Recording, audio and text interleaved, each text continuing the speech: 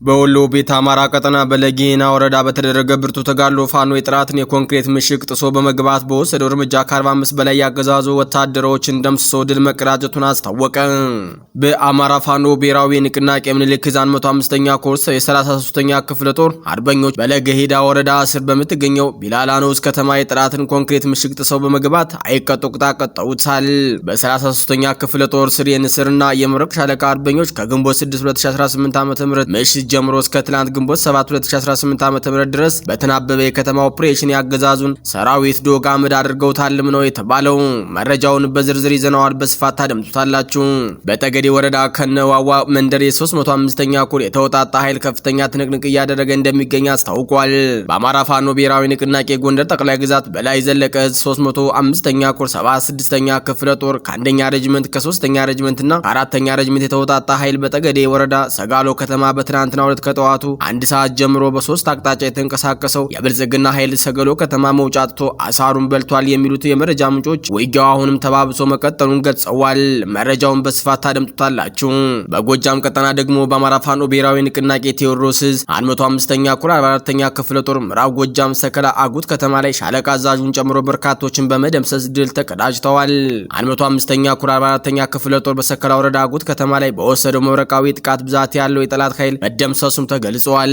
በሌላ በኩል በሚኒሻም በመከላከያ ሰራዊት መካከል ከባድ የእርስ በርስ ግጭት መቀስቀሱ ተሰምቷል። በወሎ ቤት አማራ ቀጠና ሰሞኑን እየተካሄደ ያለው ተጋድሎ ተከትሎ በአገዛዙ ወታደሮች ዘንድ አለመተማመን ተፈጥሯል። ይህ አለመተማመን እርስ በርስ የጎሪጥ ከመታየት አልፎ በመካነ ሰላም ከተማ መከላከያ ሰራዊቱ ግልገል ፋኖ ብሎ የሚጠራቸውን የሚሊሻ አባላት ላይ ቃታ እስከ መሳብ የደረሰ ሲሆን የሚሊሻ አባላቱ አጻፋዊ እርምጃ እየወሰዱ መሆኑ ታውቋል። በቆይታችን በዝርዝር እንመለከተዋለን። ሰላም ጤና ይስጥልን የተከበራችሁ የሚዲያችን አድማጭ ተመልካቾች አብራችሁ ስትቆዩ እነዚህን እና ሌሎችን ዝርዝር መረጃዎች በስፋት ታደምጣላችሁ። ቻናሉን ሰብስክራይብ፣ ላይክ፣ ሼር በማድረግ አብራችሁን ቆዩ። በወሎ ቤት አማራ ቀጠና ለጌሂዳ ወረዳ በተደረገ ብርቱ ተጋድሎ ፋኖ የጠላትን የኮንክሪት ምሽግ ጥሶ በመግባት በወሰደው እርምጃ ከ45 በላይ ያገዛዙ ወታደሮችን ደምስሶ ድል ተቀዳጀ። በአማራ ፋኖ ብሔራዊ ንቅናቄ ምኒልክ ዕዝ 105ኛ ኮር የ33ኛ ክፍለ ጦር አርበኞች በለጌሄዳ ወረዳ ስር በምትገኘው ቢላላኖስ ከተማ የጠላትን ኮንክሪት ምሽግ ጥሰው በመግባት አይቀጡ ቅጣት ቀጠውታል።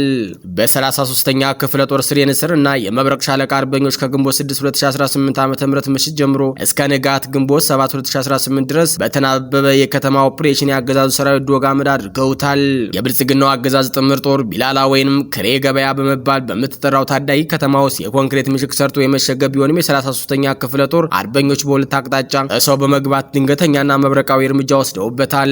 በተደረገው ተጋድሎ ከ25 በላይ የብልጽግና ወታደሮች ሲገደሉ ከ20 በላይ የሚሆኑት ደግሞ በጽኑ ቆስለዋል። በጀግኖቹ ክንድ የደረሰበት መቅሰፍታዊ ምት መቋቋም ያቃተው ይሄው የብልጽግና ሰራዊት የያዘውን ሎጂስቲክና የጦር ቁሳቁስ መንገዱ እያዝረከረከ ለመፈርጠት ተገዷል። በዚህ ከፍተኛ ውርደትና ስነ ልቦናዊ ስብራት የደረሰበት ያገዛዙ ሰራዊት ሲሸሽ ባገኛቸው ንጹሃን ላይ ዘግናኝ ግፎች የፈጸመ ሲሆን በመካናይዝድ የታገዘ ጥቃት በመክፈት ያርሶ አደሩን ሀብት ንብረት አውድሟል። ይህ በእንዲህ እንዳለ በሚሊሻና በመከላከያ ሰራዊት መካከል ከባድ የእርስ በርስ ግጭት መቀስቀሱ ተሰምቷል። በወሎ ቤት አማራ ቀጠና ሰሞኑን እየተካሄደ ያለው ተጋድሎ ተከትሎ አገዛዙ ወታደሮች ዘንድ አለመተማመን ተፈጥሯል። ይህ አለመተማመን እርስ በርስ የጎርጥ ከመታየት አልፎ በመካነ ሰላም ከተማ መከላከያ ሰራዊቱ ግልገል ፋኖ ብሎ የሚጠራቸውን የሚሊሻ አባላት ላይ ቃታ እስከ መሳብ የደረሰ ሲሆን የሚሊሻ አባላቱ ማጻፋዊ እርምጃ እየወሰዱ መሆኑ ታውቋል። በመካነ ሰላም ከተማ ባገዛዙ ወታደሮች መካከል እርስ በርስ መጠራጠሩንና የጎሪጥ መታየቱ የተጀመረው ከሚያዝያ ወር ማለቂያዎቹ ጀምሮ ሲሆን በውጊያ ወቅትም የሚሊሻ አባላት ከጀርባ በመከላከያ ተመተው መገደላቸው ፍጥጫዎች ወደ ለየለት ቀውስ ወስዶታል። ሚያዝያ 29 ቀን 2018 ዓ.ም በከተማዋ ሶዬ የልደታ ማርያም ኬላ ጥበቃ ላይ የነበሩ የሚሊሻ አባላት በውጊያ ወቅት ከጀርባው ተመተው የተገደሉ ጓዶቻችንን እንደመመለስ አለብን በሚል በመንገድ ሲያልፉ የነበሩ የመከላከያ ሰራዊት አባላት በከበባ ካስቆሟቸው በኋላ ትጥቃቸውን በመግፈፍ አሰቃቂ ሁኔታ ገድለዋቸዋል። በተመሳሳይ የመከላከያ ሰራዊት አባላቱ ግንቦት 1 2018 ዓ.ም ምሽት በመካነ ሰላም ከተማ መርከቡ አንበስ የተባለ የሚሊሻ አባልን በመግደልና ሌሎችን በማቁሰል አጻፋዊ እርምጃ መወሰዳቸው ታውቋል። በአካባቢው ባገዛዙ ወታደሮች መካከል የተቀሰቀሱ የእርስ በርስ ግጭት ተባብሶ ሲቀጥል መከላከያ ሰራዊቱ በተሳሳተ መንገድ መርታችሁ ለጥቃት አጋልጣችሁናል በሚል ግልገል ፋኖ ብሎ በሚጠራቸው የሚሊሻ አባላት ላይ በውጊያ ወቅት በረቀቀ መንገድ ከበስተጀርባ ከመምጣት ጀምሮ ጨምሮ ነጻ እርምጃ እየወሰደ ሲሆን የሚሊሻ አባላቱ ማጻፋዊ እርምጃ እየወሰዱ ይገኛሉ። ከገዛ ህዝባችን ጋር ተጣልተንና ሆድና ጀርባ ሆነን የተላላክነው አገዛዝ እንዴት ተጠቅመው ይጥለናል? ለምንስ የውሻ ሞት እንሞታለን? ያሉ አንዳንድ ቆራጥ የሚሊሻ አባላት የመከላከያ ሰራዊቱ በተሰበሰበበት ስፍራ የቦምብ ቀለበት በመንቀል ያጥፍቶ ጠፊ እርምጃ ሲወስዱ፣ ቀሪዎቹ ደግሞ ከነሙሉ ትጥቃቸው ከስምሪት ቀጠናቸው በመጥፋት ወደ ፋኖ መቀላቀላቸውን ቀጥለዋል። በሌላ በኩል በጠገዴ ወረዳ ከነዋዋ መንደር የ305ኛ ኮር የተወጣጣ ኃይል ከፍተኛ ትንቅንቅ እያደረገ እንደሚገኝ አስታውቋል። በአማራ ፋኖ ብሔራዊ ንቅናቄ ጎንደር ጠቅላይ ግዛት በላይ ዘለቀ እዝ የ305ኛ ኮር 76ኛ ክፍለ ጦር ከአንደኛ ሬጅመንት ከ3ኛ ሬጅመንት እና ከ4ኛ ሬጅመንት የተወጣጣ ኃይል በጠገዴ ወረዳ ሰጋሎ ከተማ በትናንትናው ዕለት ከጠዋቱ 1 ሰዓት ጀምሮ በሶስት አቅጣጫ የተንቀሳቀሰው የብልጽግና ኃይል ሰጋሎ ከተማ መውጫ አጥቶ አሳሩን በልቷል። ከሳንጃ ከተማ በመነሳት ወደ ሰጋሎ፣ ከአሸሬ ከተማ በመነሳት ወደ ሰጋሎ ከተማና ከቅርቃር በመነሳት ወደ ሰጋሎ ከተማ በተለያዩ አቅጣጫ እንቅስቃሴ ያደረገውን የአብይ አህመድ ወታደር የተመረጡ 3 ቦታዎች ላይ በደፈጣ ተመቷል። በወታደር ልምድ ባላቸው ጠበብት መሪዎች እየተመራ ስትራቴጂካል ቦታዎችን ይዞ አድፍጦ በመጠበቅ በተወሰደው እርምጃ በጠላት ላይ መጠነ ሰፊ ኪሳራ አድርሰዋል። በአውደ ውጊያው መጨረሻ በተሰበሰበው መረጃ መሰረት ከ50 በላይ ሲደመሰስ ከ25 በላይ ደግሞ ቁስለኛ መደረጉም ታውቋል። ይህ በእንዲህ እንዳለ 305ኛ ኮር በሚንቀሳቀስበት ቀጠና በስናር፣ በአዲስ ዓለም፣ በጎደቤ፣ በአምቶከልና መሰል ቀጠናዎች ቀጠናውን በፋኖ ስም ከሚንቀሳቀሱ ዘራፊዎች የማጽዳቱ ተልዕኮም ቀጥለዋል። በዚህም ከማህበረሰቡ ከፍተኛ የሆነ ድጋፍና እገዛ እየተደረገላቸው መሆኑን ለመረዳት ተችሏል። መረጃው ከአማራ ፋኖ ብሔራዊ ንቅናቄ በላይ ዘለቀ 305ኛ ኮር ህዝብ ግንኙነት ክፍል አገኘን። የአማራ ፋኖ ብሔራዊ ንቅናቄ ቴዎድሮስ ዕዝ 105ኛ ኮር 44ኛ ክፍለ ጦር ምዕራብ ጎጃም ሰከላ አጉት ከተማ ላይ ሻለቃ አዛዡን ጨምሮ በመደምሰስ ድል ተቀዳጁ። 105ኛ ኮር 44ኛ ክፍለ ጦር በሰከላ ወረዳ አጉት ከተማ ላይ በወሰደው መብረቃዊ ጥቃት ብዛት ያለውን የጠላት ኃይል ደምስሷል። ከየቤቱ እያስወጣ የምርጫ ካርድ ውሰዱ በማለት እያስገደደ ባለበት አጭር ሰዓት 105ኛ ኮር 44ኛ ክፍለ ጦር ተወርሮ በመድረስ የብልጽግና ስራ ጠባቂውን ቡድን ጉሩምቦውን እያነቀ የመከላከያውን ሻለቃ አዛዥ ጨምሮ ብዛት ያላቸውን ዘራፊ ቡድን እስከ ወዳኛው ማስወገድ ተችሏል። ክፍለ ጦሩ ዛሬ ሰከላ ወረዳ አጉት ላይ በፈጸመው ጥቃት ጠላት ሬሳውንና ቁስለኛው ማንሳት ሳይችል በመፈርጠት ቤተክርስቲያን መሽጎ ቢተርፍም በደርዘን የሚቆጠር ክላሽና በሺዎች የሚቆጠር ተተኳሽ አስታጥቆናል ሲል የፋኖ አዛዡ ገልጿል። በዚህም 12 ክላሽ፣ 1 ሻለቃ መሪውን ሽጉጥ፣ 2 መገናኛ፣ 1800 የክላሽ ተተኳሽና 720 የብሬን ተተኳሽ ተማርኳል ሲል የአማራ ፋኖ ብሔራዊ ንቅናቄ የህዝብ ግንኙነት መምሪያ አስታውቋል። በሌላ በኩል ፋኖ በራያ ግንባር በወሰደው የመልሶ ማጥቃት እርምጃ የጠላትን ኃይላት አሽመድምዶ ድል ተቀዳጀ። በአማራ ፋኖ ብሔራዊ ንቅናቄ ወሎ ቤት አማራ ጀብደኛው ምኒልክ ዕዝ 102ኛ ኮር 12ኛ ክፍለ ጦርን ለማጥቃት የመጣውን የጠላት ኃይል በመልሶ ማጥቃት ድባቅ ተመታ። ጠላት ግንቦት 7 2018 ዓ.ም በሰሜን ወሎ ዞን በራያ ቆቦ ከተማ በቅርብ ርቀት በአዲስ ዓለም በርና በሰንደዶ በር 12ኛ ክፍለ ጦርን ከበባ ውስጥ ለማስገባት በሁለት አቅጣጫ ሙከራ ቢያደርግም ሳይሳካለት ውርደትን ተከናንቦ ተቀጥቅጦ ተመልሰዋል። የቀድሞው ይዘው ብላምባ ክፍለ ጦር የሰራዊት አባላት የአሁኑ የ12ኛ ክፍለ ጦር ልማደኞቹ በሁሉም አቅጣጫ የመጣውን የአብይ አህመድ ቅልብተኛ ወታደር በመከላከልና በመልሶ ማጥቃት መጠነ ሰፊ ኪሳራ አድርሰውበታል። በአርበኛ ሀብተ ማርያም መንበሩ የሚመራው የ12ኛ ክፍለ ጦር በሻለቃ በመከፋፈል በሁሉም አቅጣጫ የመጣውን የጠላት ኃይል ላይ ቀድሞ ገዢ ቦታዎችን በመያዝ በሞርተርና በድሽቃ እንዲሁም በመትረየስና በስናይፐር አይቀጡ ቅጣት በመቅጣት ሰብአዊና ቁሳዊ ኪሳራ አድርሰውበታል።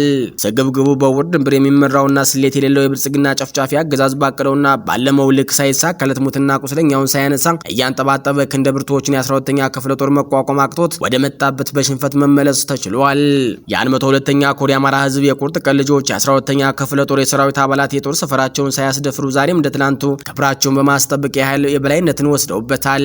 ጠላት የ12ኛ ክፍለ ጦር አሃድ የሆኑትን በአንደኛ ሻለቃ፣ በሁለተኛ ሻለቃ እና በሶስተኛ ሻለቃ ብርቱ ምት በመፍረከርኩና አስከሬን ለማንሳት ባለመቻሉ የአየር ኃይል ቢጠቀም ከእንደነበልባሎቹ ማቆም ተስኖት ውሏል። በመጨረሻም የአማራ ፋኖን ጥቃት መቋቋም ያቃተውና ቤተክርስቲያን በማውደም የሚታወቀው አገዛዝ ሆርማት ሆኖ በግምት ባስወነጨፈው መድፍ በዋጃ ከተማ የቅርብ ርቀት በተለምዶ ዋልካ መንደር ተብሎ በሚጠራው አካባቢ 2 የሲቪል 6 ከብቶችን ገድሏል ሲል መረጃውን የምኒልክ ዕዝ ህዝብ ግንኙነት መምሪያ ደርሷል።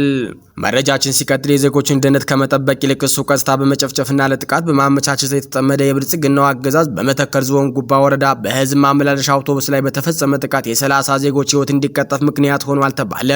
የመከላከያ ሰራዊት ካምፕ ባለበት አካባቢ የክልሉ ልዩ ኃይል የደንብ ልብስ በለበሱ ታጣቂዎች የተፈጸመው ይሄው አሰቃቂ ጭፍጨፋ የስርዓቱን መላሸቅና ከጥፋት ኃይሎች ጋር ያለውን ጥብቅ ቁርኝት ይፋ ያደረገ ነው ተብሏል። ግንቦት 4 2018 ዓ.ም ማክሰኞ ጠዋት በመተከል ዞን ጉባ ወረዳ አይሲዲ ቀበሌ ቀበሌ ወጣ ብሎ በሚገኝ ስፍራ ከአሶሳ ወደ ግልገል በለስ ይጓዙ በነበሩ ተሽከርካሪዎች ላይ የታቀደና አሰቃቂ ጥቃት ተፈጽሟል። ጥቃቱ የተፈጸመው የመከላከያ ሰራዊት ካምፕ ባለበት አካባቢ መሆኑን የዓይን እማኞች አረጋግጠዋል። ዜጎች በካምፕ አቅራቢያ ታግተው ሲገደሉና ሲዘረፉ የብልጽግና መከላከያ ሰራዊት ዝምታን መምረጡ የስርዓቱን ተባባሪነት የሚያሳይ ነው ተብሏል። ጭፍጨፋውን የፈጸሙት ታጣቂዎች የቤኒሻንጉል ጉሙዝ ክልል ልዩ ኃይል የሚለብሰውን ወታደራዊ የደንብ ልብስ የለበሱና እንደ ብሬንና ስናይፐር ያሉ የቡድን መሳሪያዎችን የታጠቁ መሆናቸውም ታውቋል። ይህም ጥቃቱ በአገዛዙ መዋቅር ውስጥ ባሉ ኃይሎች የተቀነባበረ ስለመሆኑም ያረጋግጣል። ታጣቂዎቹ አውቶቡሶችን አስቁመው ተሳፋሪዎችን ወደ ጫካ ካስገቡ በኋላ ንብረታቸውን ዘርፈው በመሬት ላይ በማንበርከክ በአሰቃቂ ሁኔታ ረሽነዋቸዋል። በዚህም ምክንያት ቢያንስ 30 ሰዎች ወዲያውኑ የተገደሉ ሲሆን ሌሎች ከ50 በላይ ተጓዦች ደግሞ ለከባድ ቁስል ተዳርገዋል። በቆሰሉ ወገኖች ላይ የደረሰው ግፍ ሳያበቃ መንገዶች በመዘጋታቸው ምክንያት ተጎጂዎች ወደ ሆስፒታል ወስዶ ለማከም ባለመቻሉ በአንድ አነስተኛ ጤና ጣቢያ ውስጥ ከሚገኙ ተጎጂዎች መካከል የሟቾች ቁጥር እየጨመረ መሆኑን ተገልጿል። ይህ በመተከል የደረሰው ጭፍጨፋ የብልጽግናን አገዛዝ ስርዓት ዜጎችን ከመጠበቅ ይልቅ ለጥፋት ኃይሎች ማመቻቸቱንና ንጹሃንን ለሞት አሳልፈው መስጠቱን የቀጠለበት አሳፋሪ ክስተትም ተብሏል። የተከበራችሁ አድማጭ ተመልካቾቻችን የዕለቱ አበይት ዜናዎች እስካሁኖቹ ነበሩ። በሌላ የዜና ሰዓት እስከምንገናኝ